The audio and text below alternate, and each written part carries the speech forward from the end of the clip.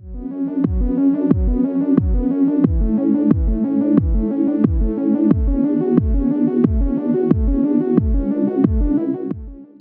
want to introduce Nate Meier. He is the I2 manager, network and cybersecurity at FET.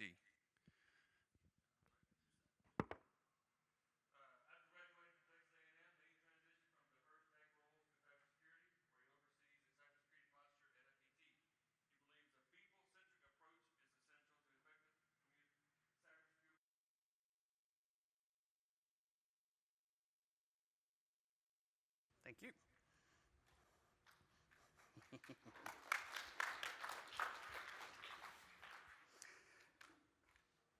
How's it going, everybody? You having a good con? Seeing lots of tech solutions and frameworks that you don't have budget or time to implement? Awesome, right? Perfect time to talk about grit.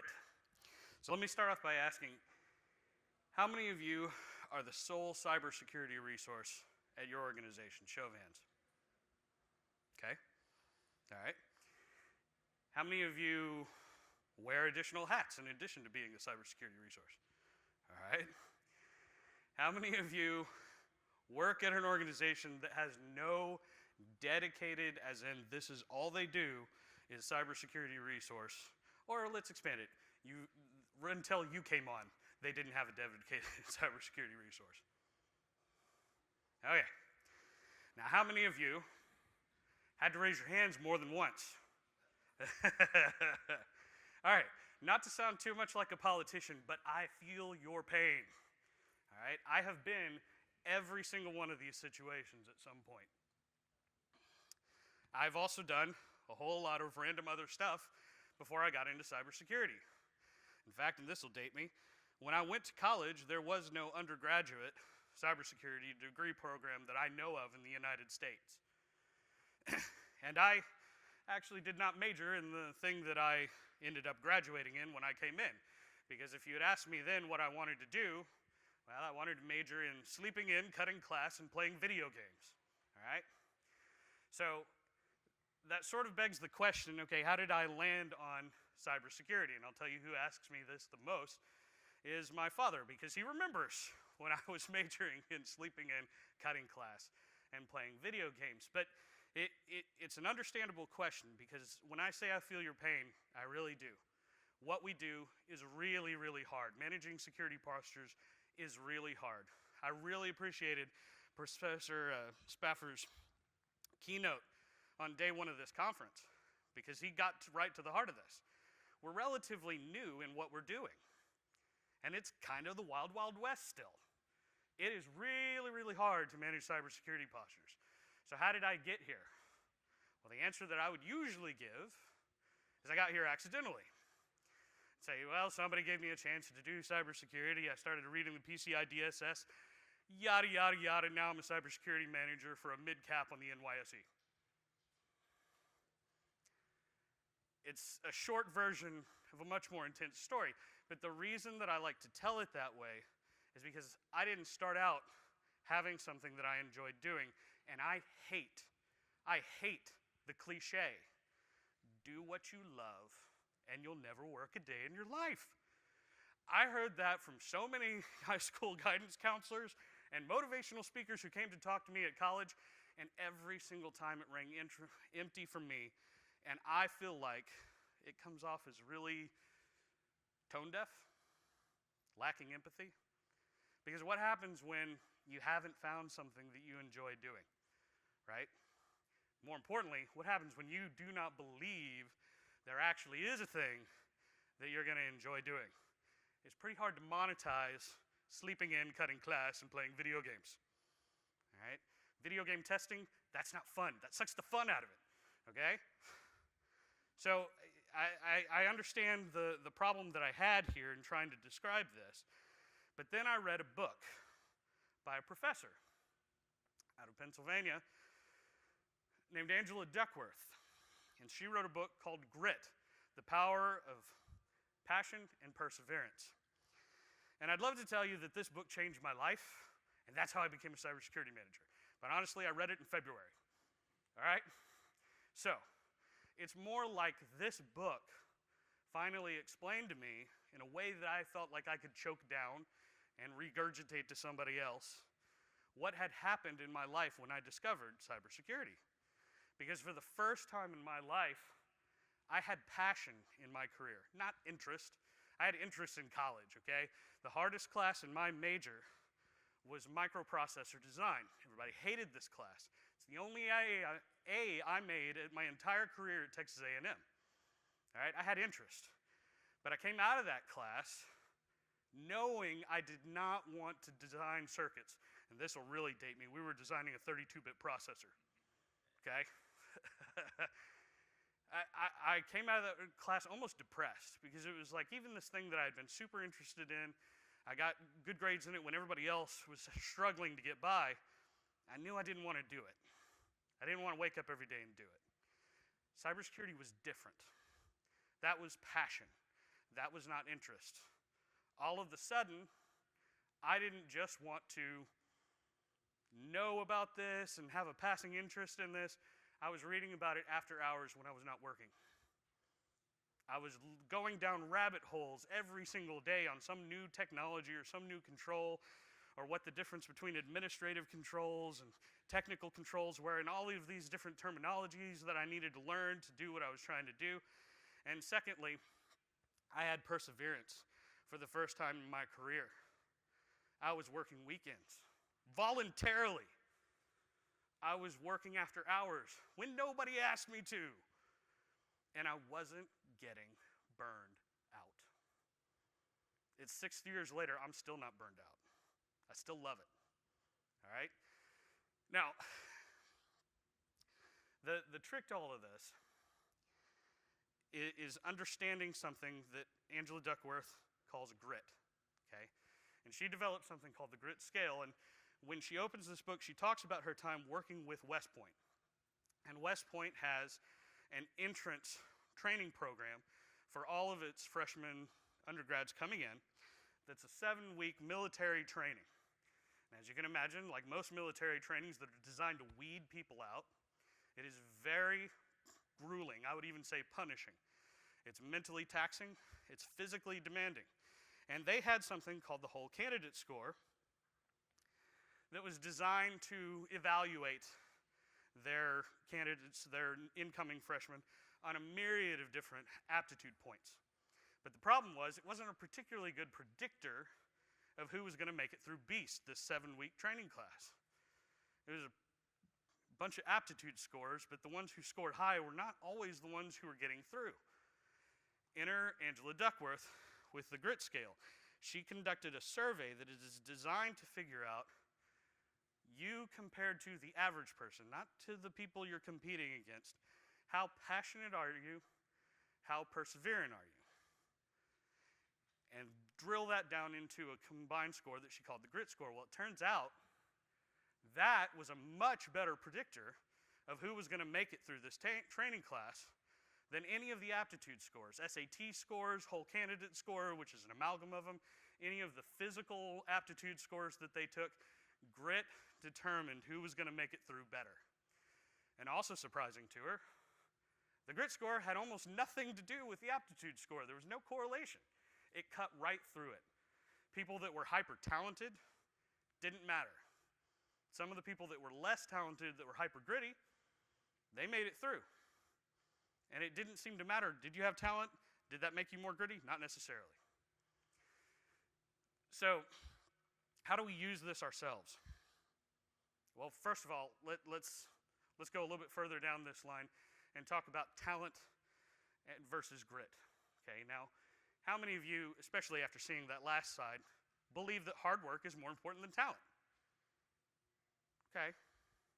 I often say that I believe this, but one of the things that's interesting is, and a lot of us do believe it cognitively, but one of the things that's interesting that she brings up is that instinctually, we are geared to think of achievement, and maybe this shouldn't be instead of talent equals achievement, but achievement is an indicator of talent.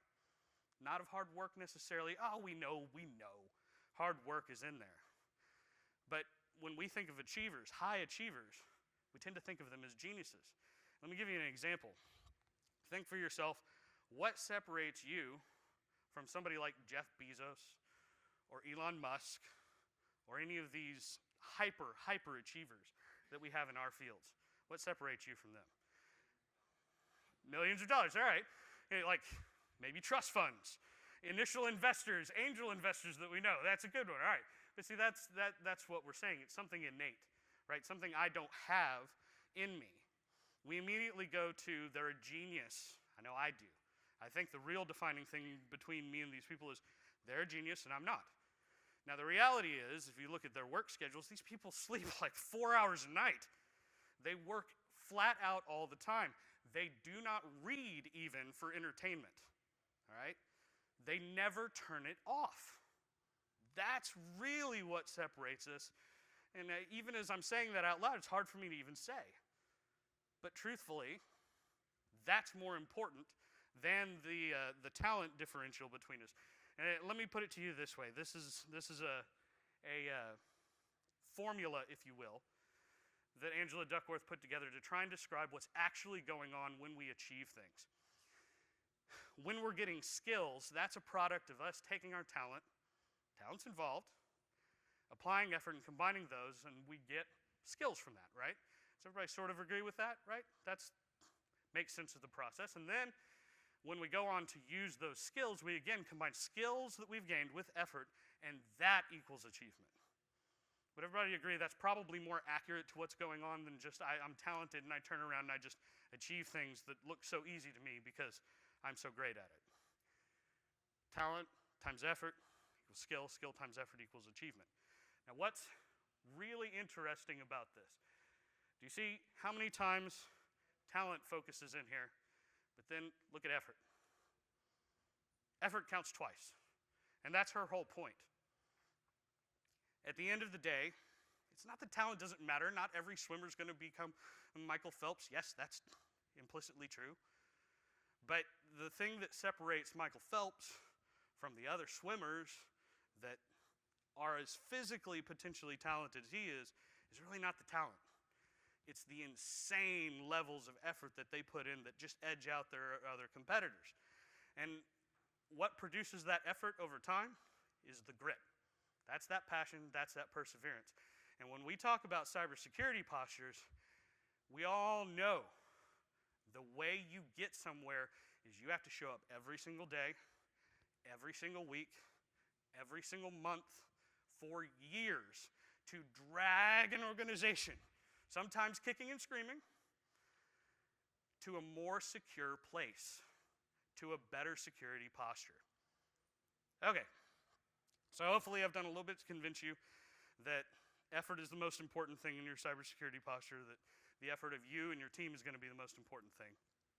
And hopefully I've convinced you a little bit that grit is the most important thing in producing effort. Well, how do we then use that to gain insights to build a better cybersecurity team, to yoke this idea of grit and bring it to bear into the paradigm of what we're doing? Well, start with the leader. If you are the cybersecurity resource, if you are the cybersecurity leader for your organization, it starts with you. And if you're not the leader, but you are involved, let me encourage you, pretend you're the leader. Think like you're the leader, act like you're the leader, and watch the kind of results that you get and you inspiring your team. Because here's the thing about grit. Grit attracts grit. And if you want gritty cybersecurity teams, then you as the leader, you got to start with being gritty yourself. Tap into the passion, tap into the perseverance. Show up every day. And look, some of you did raise your hands on the whole, cybersecurity is not my only hat. Okay, cool. And maybe cybersecurity is not your primary passion. I get that too. Maybe you're a director of IT, maybe you're cybersecurity and something else. Maybe it's not the primary focus of your management because you got things to keep the lights on that are more important to you. Great, fine. Consider outsourcing the passion piece of this. Can you be passionate about the person that you bring on to take on the cybersecurity role and be a leader in that? Can you get that person some training, and then you get that person some skills, and then you tell that person you're doing great, and when that person does great things, you build that person up. And then you grab that person and you put them in front of the stakeholders and say, here is Jessica. Jessica is our cybersecurity person, and here are the ideas that Jessica is talking about doing, and I'm super excited about them. Bring your passion to bear on the person, and then yoke their passion to drive the cybersecurity program. But that dovetails really into this next point, is you have got to bring your own personal grittiness to the mentoring. It is way too easy for us to get caught up.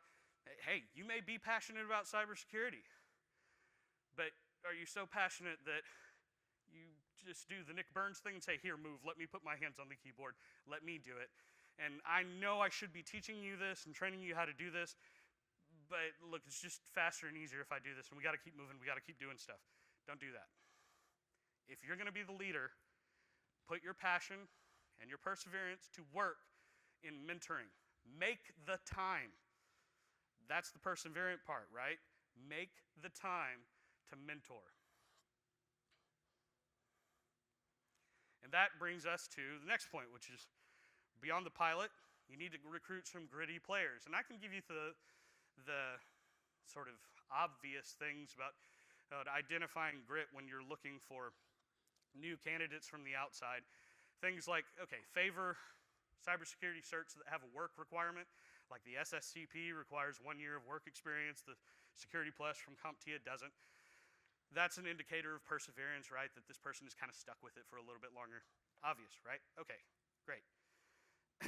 But let me encourage you to not do the easy thing of just put a rec out there and wait for HR to solve the problem.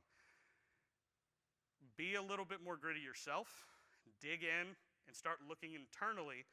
Broaden your scope and look for people that aren't doing cybersecurity now who are available to do it and respond with some passion. You got somebody, might sound crazy, but you got somebody in finance who really cares about wire fraud and keeps having conversations with you. Maybe go to that person's manager and say, hey, look, here's what I like to do. Can I send Tajan to a $3,000 network security training course and just see if Tajan likes it? It'll come out of my budget, right? No big deal. Worst case scenario for you, yeah, okay, you lose Tajan, but you've just told the rest of your team that you care about their opportunities. That's how you sell it, right?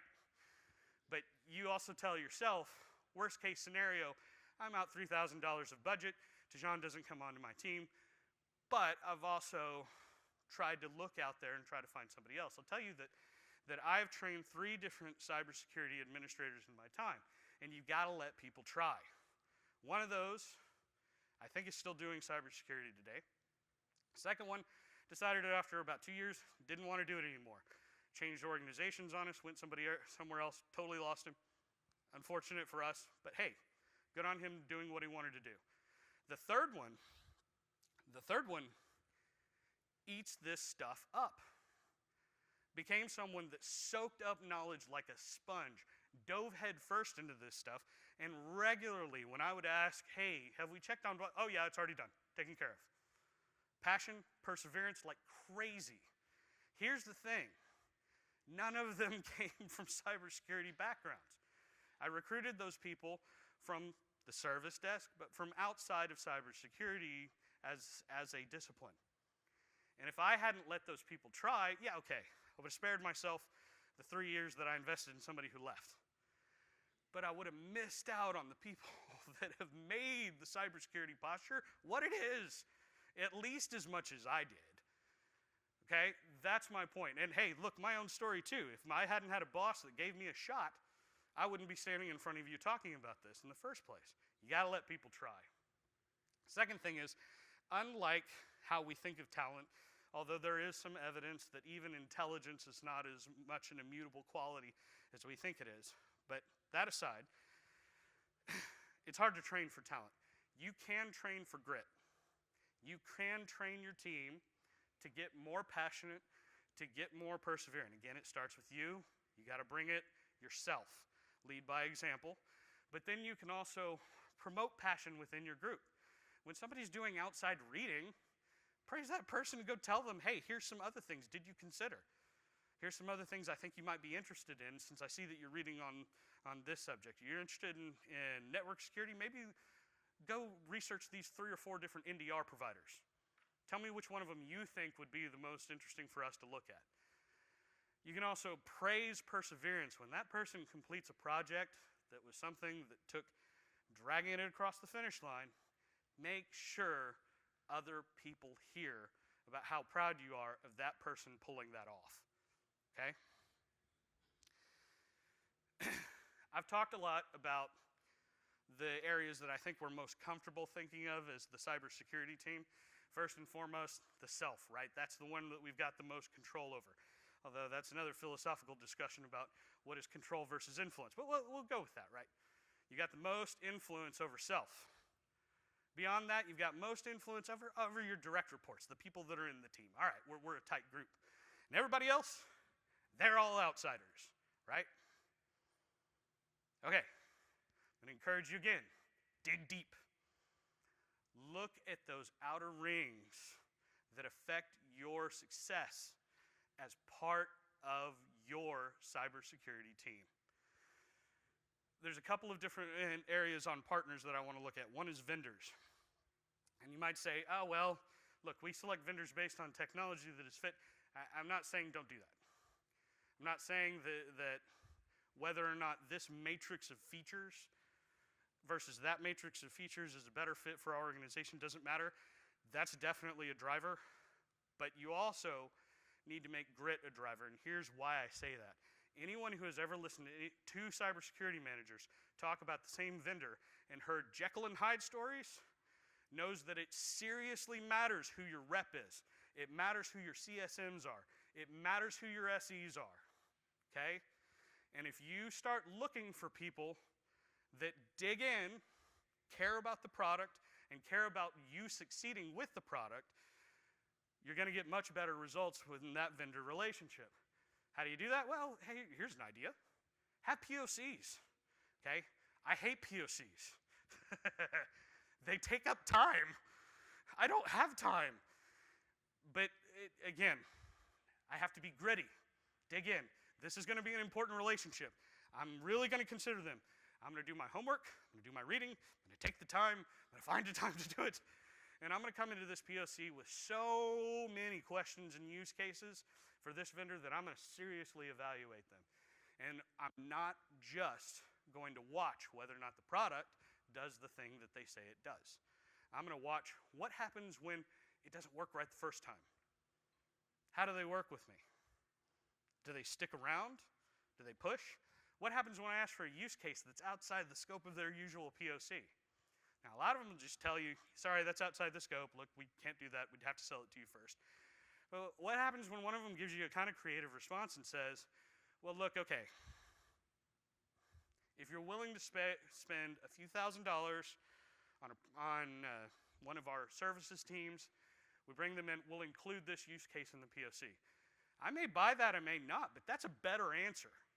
That's a grittier answer. Shows that A, you care about the product, and B, you're willing to get a little bit creative and not just short circuit to the easiest answer that you possibly can give for you, right? Look for those kind of responses. And secondly, let me tell you, I know that we talk all the time about how the rest of the organization matters in a cybersecurity posture, but we all hate trying to do cybersecurity training, right?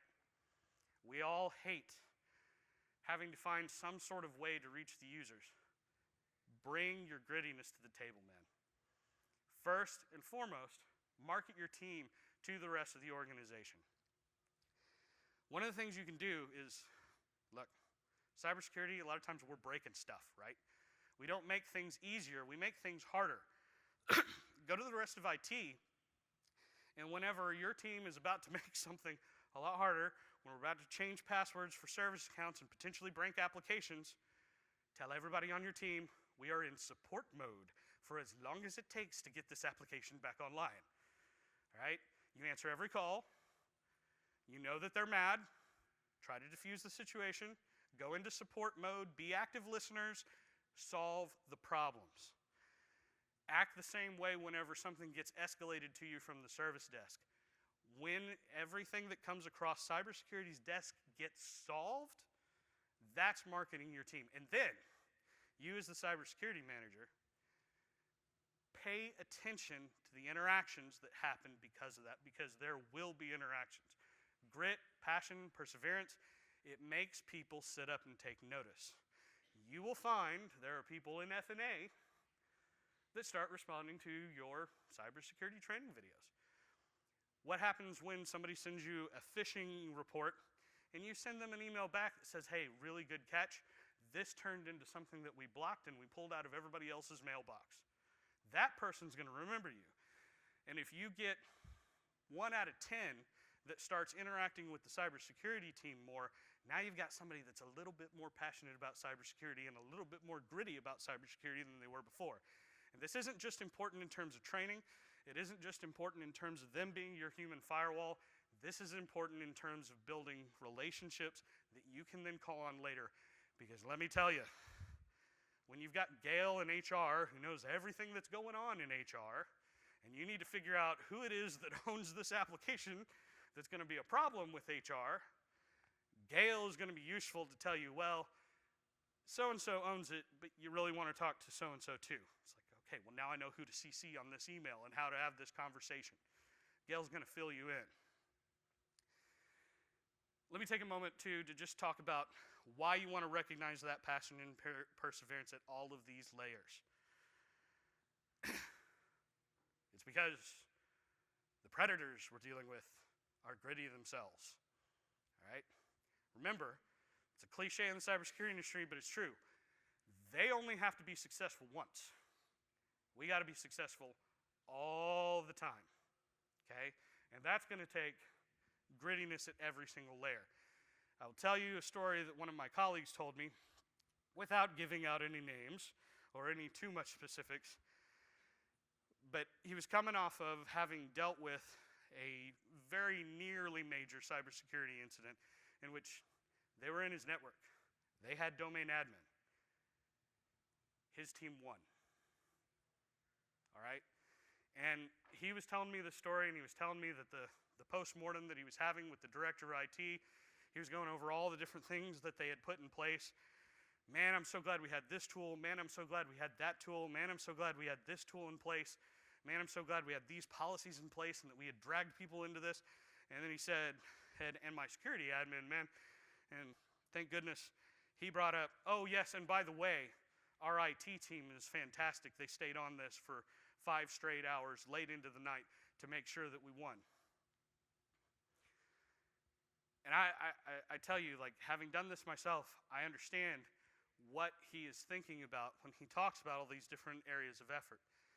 And I just responded off the cuff. I said, it sounds like you got to work for 5 years to be able to fight successfully for 5 hours. And that kind of stuck with me. Sounds kind of catchy. But it's true. And what does that mean? That means effort. Effort is what your cybersecurity posture is about. And that means grit is what your cybersecurity posture is about. All right, that's all I've got. Does anybody have any questions that they'd like to ask?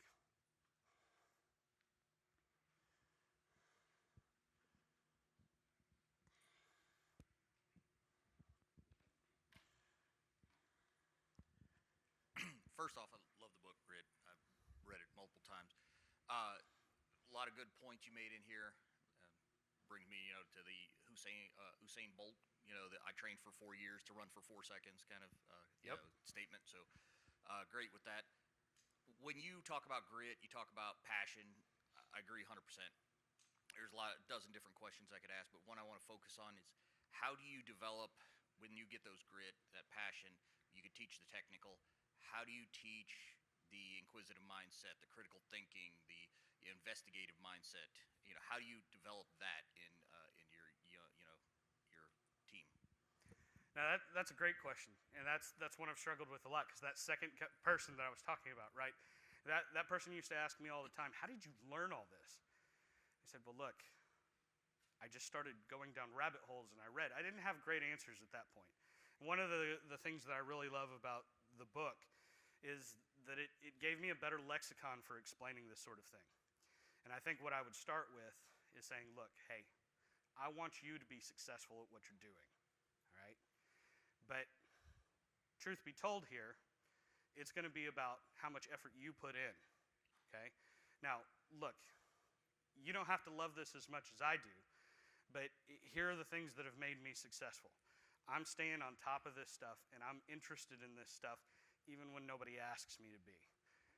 How about for a week, you look for something every single day that you go and you do without me telling you to do it. And then you talk to me about that next week in our touch point. Let's have a touch point every week for a while. If you're wanting to get better, because a lot of times these people will come to you with, look, I want to get better at this and I don't know what's wrong. Okay, it's an opportunity to mentor. When they at least say that, that's an indicator that there's something there, right? There's a little spark of something there. So just try and feed it some firewood and see if it'll grow, okay? I don't know what to tell you with people that really don't want to improve at all. That's a hard one. That's a hard sell.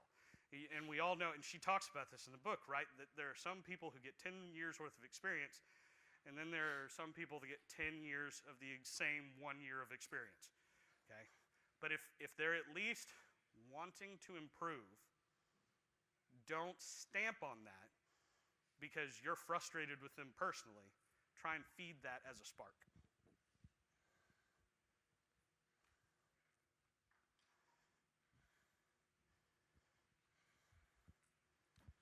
So say you're say you're like trying to show the grit to a hiring manager or to to a cybersecurity. What sort of things would you do to show grit, or what would you look for in an accountant or somebody in the mailroom? So are you talking about like when you're recruiting from somewhere else? Yeah, if you're looking outside outside the target towards the outsiders, what are they doing to show that grit to you that you want to pull them in?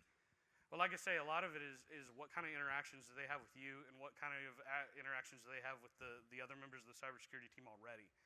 Because a lot of times, it comes in funny ways, right? Sometimes it comes in the, hey, my aunt had a scam that she had to deal with, blah, blah, blah, blah, blah, and I told her this. Was that the right thing to do? Is there some article that I could read to learn to be better about this? And hey, man, at that point, we're off to the races. Let's start having conversations. And you got to put the effort in yourself, right? That's hard. That's the hard part, because you don't have time and you don't know necessarily if this is going to turn into anything. But if you pay attention first and notice that somebody's asking you a question, then you can follow up with something, then say, hey, for further reading, if you're interested, do these links that I'm going to give you right here. And then watch whether or not they come back to you after having read that. Because if they do that, that's passion. Sorry, go ahead. How can I build that into my cybersecurity training program? I'm working with HR and I've got my team. How do I build that sort of into my my training? Looking for those people. Man, that's a multifaceted question. A lot of it is don't have the super long training videos that nobody wants to watch. Okay, so keep them short, keep them light. I personally look for ones that have humor involved. That helps. The other thing is try to create a culture that rewards cybersecurity awareness. Look for carrots rather than sticks. You got to have the sticks. They're going to have to be there. But go out of your way to try and find carrots. Talk to marketing. See if they'll create some stickers for you that say cybersecurity champion that they can slap on the back of their laptop. And now that becomes a conversation piece between that person and the rest of their department. I mean, get creative, but look for ways to again, like I say, market not just your team, but market cybersecurity. Cybersecurity Awareness Month is coming up. I'll tell you that our MDR provider sent me a whole bunch of free posters. We're going to post those around. Just any way that you can get eyes on the screen. If you got a marketing department, talk to them about how they would do it. Yes?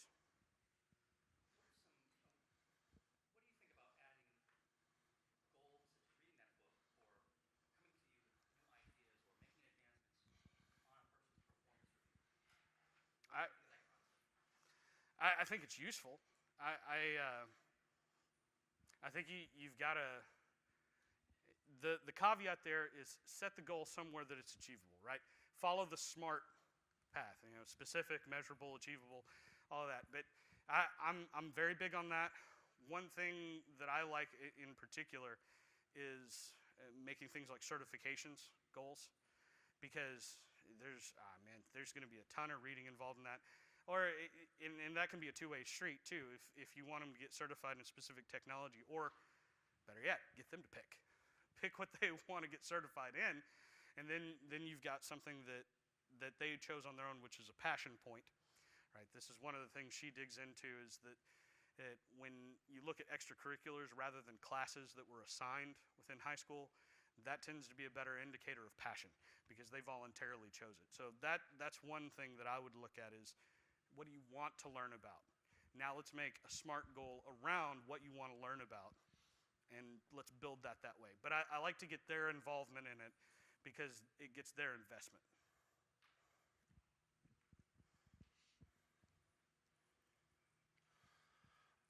Not so much a question, but more just kind of a follow-up on one of the questions that was asked about, how to demonstrate that passion for hiring managers. For me personally, and it's almost never steered me wrong, I ask about their home lab during the job interview. Tell me about your home lab. What are you setting up? What are you doing in there?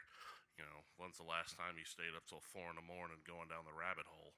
If they don't have any stories about that, or like, I just can't afford a home lab, or they have any excuse, because you can do a home lab in Azure for pretty cheap. That's true. I will tell you, my home lab consists of a firewall, because it was easy to set up. But I get where you're coming from. And if I were being asked that question, I think that's a good question, because I would have some sort of answer on that. I'd be talking about frameworks that I read.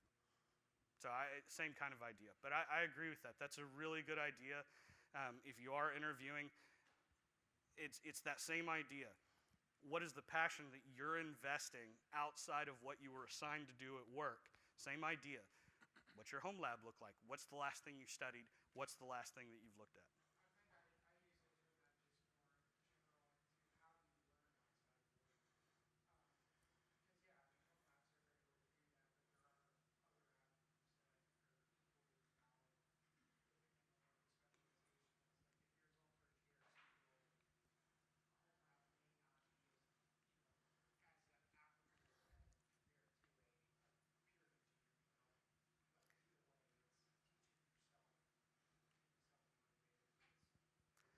But to your point, if you got something like that as an answer, that would be an answer to the same question, right? I mean, that's essentially what you're getting at, is what is your passion, what is your perseverance, what are you doing on your own?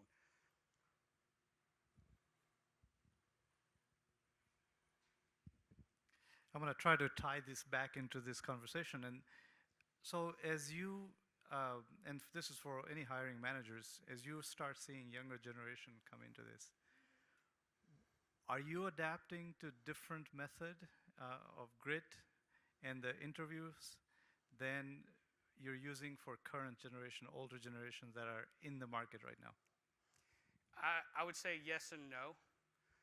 In some ways, yes. Okay, you can't deal with somebody who's in their 20s and is still kind of feeling around trying to figure out what they want to do, the way that you deal with somebody who's established and in their 30s or 40s and is already 90% down this path and is just about which nuance of the passion do I want to go down next. But I do try to remember what I was like myself in my 20s, right? Where I took a whole bunch of jobs that were just jobs. And yeah, okay, Gen Z does look at things a lot differently. Once the clock is off, they want to go home.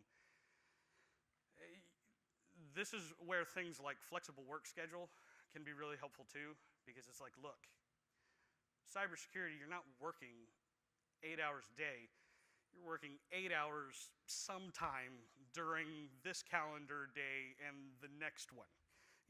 It's whenever something comes up, that's what you're going to need to deal with. If it's SOC alerts, and when I need you to read something, you may be working 40 hours in the first 3 days, and then, sure, take a breather on the weekend. So I try to be mindful of that, but I'll be honest with you, like 40-year-olds appreciate that stuff too. So some of it is maybe couching how I explain things to that generation and trying to really be an active listener and look for signs of passion from them, because sometimes it does look different. But if you're talking about dealing with genuine, just constant complaining, that doesn't matter which age group they're in. That's just complaining. There's a difference between people who want to work, who don't want to be taken advantage of, which, again, can be communicated differently, and people that honestly just want to complain. Are we at time? We got one more. Yeah, I'd just like to add to this a little bit. So I spent years training motor T, welders, and everything else to become cyber operators. And I turned a motor T driver into what he is now, secret squirrel, operative. Like, he loves this stuff. And the best advice that I gave him when we first started and I was first trying to, like, what is your grit, is that it's okay to fail. Yep. You're learning this stuff. I want you to go hard, I want you to go long, and I want you to fail. So that we can talk about it. You can tell me why you think you failed, and then we can move on. And I think that, just giving him it's okay to fail, was the best thing I could have ever done for him. And he still calls me. It's been 6 years now. He still calls me and lets me know what's going on with him and how he's progressing and where he is in his career now. For sure. And that goes to the perseverance is not a straight line, man. Perseverance is, we're going all over the place, but our trajectory stays the same. And I'd even add to that, it's not just make it okay for them to fail. Let them see you fail, because it happens. Look, I kind of pooched that. I was a little bit angry in my email, and I maybe damaged the reputation a little bit with this VP over here. I'm going to have to go fix that. So let them see you fail as well. All right, thank you, Nate. Appreciate it. Let's give him a round of applause.